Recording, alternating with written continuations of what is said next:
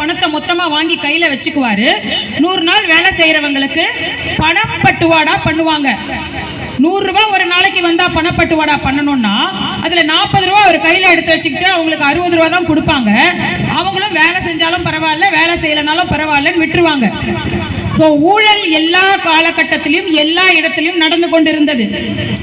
ஊழலற்ற ஆட்சியை கொடுக்க வேண்டும் என்றால் அதற்கு நிறைய இன்ஃப்ராஸ்ட்ரக்சர் கொடுக்கணும், கட்டமைப்பு கொடுக்கணும். அந்த கட்டமைப்பின் ஒரு இதுதான் எல்லாருக்கும் வங்கி கணக்கு துவங்கியது. சரி, வங்கி கணக்கு துவங்கிட்டாங்க, அதுக்கப்புறம் என்ன பண்ணலாம்? பணம் அனாவசியமா புழக்கத்தில் இருக்கு. இந்த 500 ரூபாய் நோட்டெல்லாம் அனாவசியமா புழக்கத்தில் இருக்கு.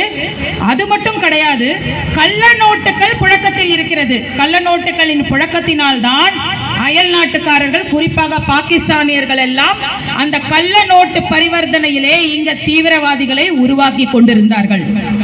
அதை ஒழிப்பதற்காக கொண்டு வந்ததுதான் டிமானிட்டைசேஷன். இது எல்லாரும் நம்ம ஊருக்குள்ள இருக்கிறவங்களே என்ன சொன்னோம், ஐயோ நான் வந்து இந்த 2000 ரூபாய் வாங்குறதுக்கு என் பணத்தையே வாங்குறதுக்கு நான் வங்கியில போய் பார்க்கணுமா? ஏமாறாதீங்க, ஏமாந்து போகாதீங்க, பணப்புழக்கத்தை குறைங்க அப்படிங்கிறதுக்காக தான் இந்த டிமானிட்டைசேஷனை கொண்டு வந்தாங்க. இதெல்லாம் வந்து நாட்டுல பெரிய இன்ஃப்ராஸ்ட்ரக்சர் ரிஃபார்மேஷன் கொண்டு வந்திருக்கிறாங்க. அதுக்கப்புறமா வரி ஏய்ப்பு. ஒரு நாட்டினுடைய முதுகெலும்பு என்ன? வரி. வரி எல்லாரும் ஒழுங்கா செலுத்தினாதான் நமக்கு எல்லா கட்டமைப்புகளும் செய்ய முடியும். இன்னைக்கு இந்த வேளச்சேரி இவ்வளவு பிஸியா இருக்கு, அத எங்க பார்த்தாலும் மெட்ரோ ரயில் திட்டங்களை கொண்டு வந்துட்டு இருக்காங்க. 10 வருடத்துக்கு முன்னாடி இருந்த மாதிரி இப்போ கிடையாது. எல்லாரும் ரயில்ல பிரயாணம் பண்ணணும்னு இருக்காங்க. ரொம்ப ஈஸிங்க, நல்லா பாருங்க. இதுக்கு முன்னாடி ஃப்ரீக்வெண்டா நிறைய கவர்மெண்ட் பஸ்ஸஸ் எல்லாம் போயிட்டு இருக்கும். கவர்மெண்ட் பஸ்ஸை பொறுத்த வரைக்கும் அது தமிழ்நாடு அரசினுடைய பஸ் தான். தமிழ்நாடு அரசுக்கு கவர்மெண்ட் கட்டுப்பாட்டில் இருக்கக்கூடிய ஒரு அமைப்பு.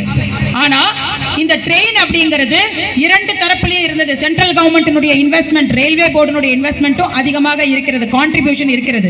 இந்த ரயில்வே துறை அதிகமா வர ஆரம்பிச்ச உடனே பஸ் பாதியா கட் பண்ணிட்டாங்களா இல்லையா? இப்ப நீங்க எல்லாம் பாருங்க, பஸ் புழக்கம் குறைஞ்சு போச்சா? பாதிக்கு மேல பஸ் குறைஞ்சு போச்சா? அப்ப என் பொறுப்பெல்லாம் நான் குறைச்சிருவேன், வேலை எதுவும் செய்ய மாட்டேன். ஆனா நான் அரசாங்கத்தில் ஆட்சி பண்றேன்னு சொல்லிட்டு ஃபுல்லா கடனை வாங்கி குடிச்சிருப்பேன். நான் ஆட்சிக்கு வரும்போது 5 லட்சம் கோடி கடன் இருந்ததுன்னா நான் ஆட்சி முடிஞ்சு போகும்போது இன்னொரு 5 லட்சம் கோடி கடனை வாங்குவேன். எங்க ஒரு நல்ல ஆட்சி, ஒரு குடும்ப தலைவர்னா என்னங்க சொல்லுவோம் நம்ம?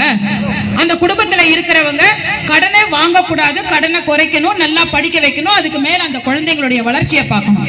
அந்த